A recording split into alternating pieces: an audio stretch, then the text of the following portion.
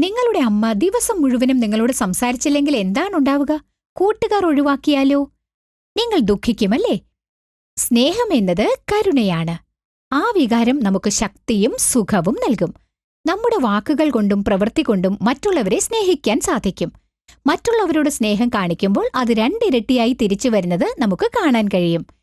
ഈ കഥയിലെ ഒരു മാവ് അതിന്റെ അരികിലേക്ക് ആരും പോകാതിരുന്നപ്പോൾ ഉണങ്ങാൻ തുടങ്ങി. സ്നേഹം മധുരമാണ്. സോമദത്തൻ എന്ന ഒരു രാജാവ് ഭരിച്ചിരുന്ന രാജ്യത്ത് ഒരു മാവ് നിൽപ്പുണ്ടായിരുന്നു. അതിൽ എപ്പോഴും രുചികരമായ മാങ്ങകൾ കായ്ച്ചു നിൽക്കുമായിരുന്നു. എന്തൊരു അത്ഭുതം! ഇത് മാമ്പഴക്കാലമല്ലല്ലോ, എന്നിട്ടും ഈ മരത്തിൽ നിറയെ മാമ്പഴങ്ങളുണ്ട്. എനിക്ക് വിശ്വസിക്കാനാവുന്നില്ല. ഈ മാവ് മുഴുവൻ മാങ്ങകൾ കൊണ്ട് നിറഞ്ഞിരിക്കുകയാണല്ലോ. എല്ലാ വർഷവും ഈ മാവിൽ നിന്നും ഇങ്ങനെ മാങ്ങകൾ കിട്ടിയാൽ മതിയായിരുന്നു. ഓ അതെയോ? തീർച്ചയായും ഇതിന് നല്ല മധുരം ഉണ്ടാവും. ഞാനൊന്ന് കഴിച്ചു നോക്കട്ടെ. ഞാൻ എന്റെ ജീവിതത്തിൽ ഇതുവരെ ഇങ്ങനൊരു മാമ്പഴം കഴിച്ചിട്ടില്ല. ഇവിടുത്തെ ജനങ്ങൾ ഭാഗ്യവാന്മാരാ. അതെ, നമ്മൾ ഈ മരത്തെ നമ്മുടെ കുട്ടികൾക്ക് തുല്യമായി സ്നേഹിക്കണം. ഓരോ ദിവസവും ആയിരക്കണക്കിന് വഴിപോക്കർ ആ മാവിലുള്ള മാമ്പഴങ്ങൾ ഭക്ഷിക്കുമായിരുന്നു. പക്ഷേ അത് മാമ്പഴം കൊണ്ട് നിറഞ്ഞു നിന്നിരുന്നു. സോമദത്തൻ എന്ന മഹാരാജാവും ഈ അത്ഭുതകരമായ മാവിനെക്കുറിച്ച് അറിഞ്ഞു. യോദ്ധാവേ, എനിക്ക് ആ മരം കണ്ടേ പറ്റൂ. പോകാം. രാജാവ് ആ മാവ് സന്ദർശിച്ചു. അദ്ദേഹത്തിന് അതിന്റെ പഴങ്ങൾ വളരെ ഇഷ്ടപ്പെട്ടു. യോദ്ധാവേ, മഹാറാണിക്ക് വേണ്ടി കുറച്ച് പഴങ്ങൾ പറിക്കൂ. അങ്ങനെ രാജാവ് ഇടയ്ക്കിടയ്ക്ക് വന്ന് അതിലുള്ള മാമ്പഴങ്ങൾ ഭക്ഷിക്കുമായിരുന്നു. ആ മരത്തെ സംരക്ഷിക്കാനായി ചില ഭടന്മാരെയും നിയോഗിച്ചു. ആർക്കും ആ മരത്തിന്റെ അടുത്തേക്ക് പോകാൻ പോലും അനുവാദമില്ല. കാരണം അത് മഹാരാജാവിന്റെ മരമായി മാറിയിരിക്കുന്നു.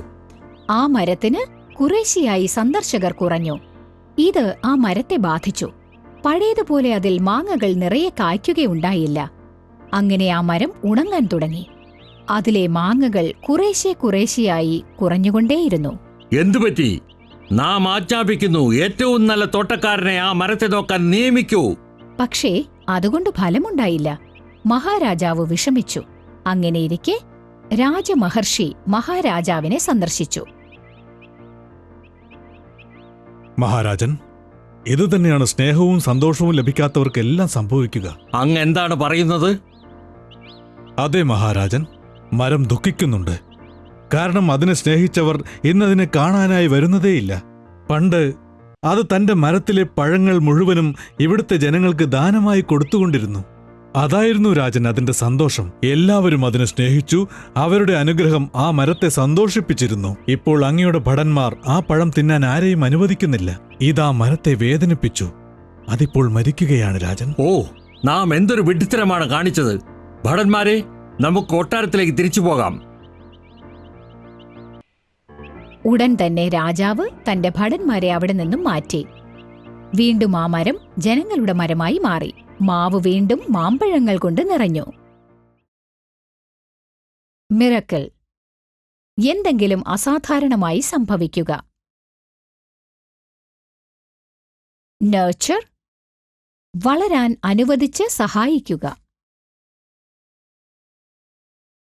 ബ്ലണ്ടർ. ഏറ്റവും വലിയ വിഡ്ഢിത്തം.